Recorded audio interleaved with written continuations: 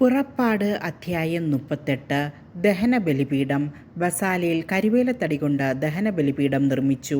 അത് 5 മുഴം നീളവും വീതിയുമുള്ള സമചതുരമായിരുന്നു. അതിൻ്റെ ഉയരം 3 മുഴവും. അതിൻ്റെ 4 മൂലകളിലും അതിനോട് ഒന്നായി ചേർത്ത് 4 കൊമ്പുകൾ നിർമ്മിച്ച് ഓടുകൊണ്ട് പൊതിഞ്ഞു.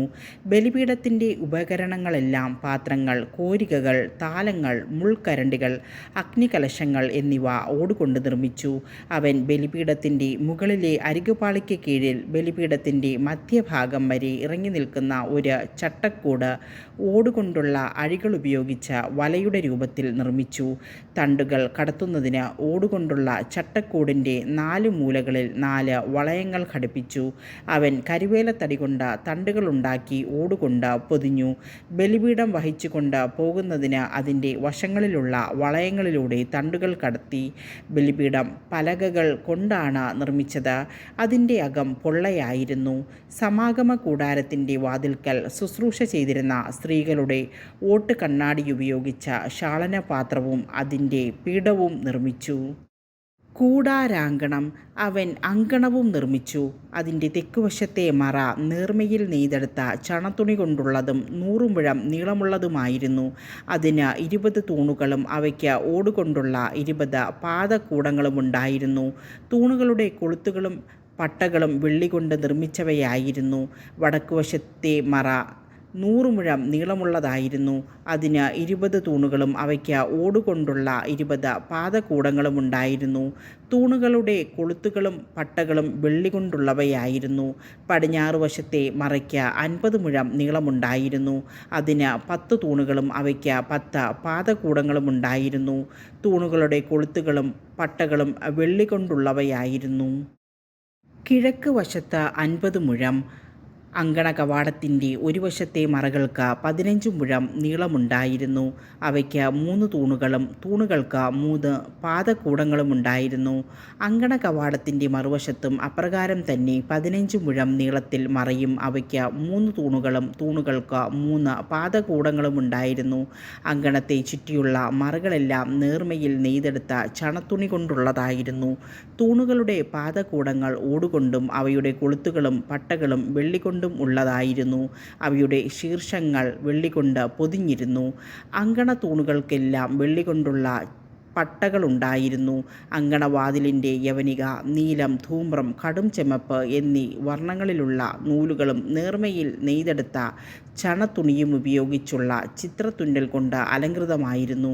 അത് അങ്കണത്തിൻ്റെ മറകൾക്കനുസൃതമായി 20 മുഴം നീളവും 5 മുഴം വീതിയും ഉള്ളതായിരുന്നു. അതിന് 4 തൂണുകളും അവയ്ക്ക് ഓടുകൊണ്ടുള്ള 4 പാദകൂടങ്ങളുമുണ്ടായിരുന്നു. തൂണുകൾക്ക് വെള്ളികൊണ്ടുള്ള കൊളുത്തുകളും വെള്ളി പൊതിഞ്ഞ ശീർഷങ്ങളും വെള്ളി പട്ടകളുമുണ്ടായിരുന്നു. കൂടാരത്തിൻ്റെയും ചുറ്റുമുള്ള അങ്കണത്തിൻ്റെയും കുറ്റികളെല്ലാം ഓടുകൊണ്ടുള്ളവയായിരുന്നു. ഉപയോഗിച്ച ലോഹം. സാക്ഷ്യകൂടാരം നിർമ്മിക്കാൻ ഉപയോഗിച്ച വസ്തുക്കളുടെ കണക്ക് കാണിക്കുന്ന പട്ടികയാണിത്. മോശയുടെ കൽപ്പനയനുസരിച്ച് പുരോഹിതനായ അഹറോൻ്റെ പുത്രൻ ഇത്താമറിൻ്റെ നേതൃത്വത്തിൽ ലേവ്യരാണ് ഇത് തയ്യാറാക്കിയത്. യൂദാ ഗോത്രത്തിൽപ്പെട്ട ഹൂറിൻ്റെ പുത്രൻ ഊറിയുടെ മകനായ ബസാലേൽ കർത്താവ് മോശയോട് കൽപ്പിച്ചവയെല്ലാം നിർമ്മിച്ചു. ദാൻ ഗോത്രത്തിൽപ്പെട്ട അഹിസാമാക്കിൻ്റെ പുത്രൻ ഒഹാലിയാബ് അവന് സഹായത്തിനുണ്ടായിരുന്നു.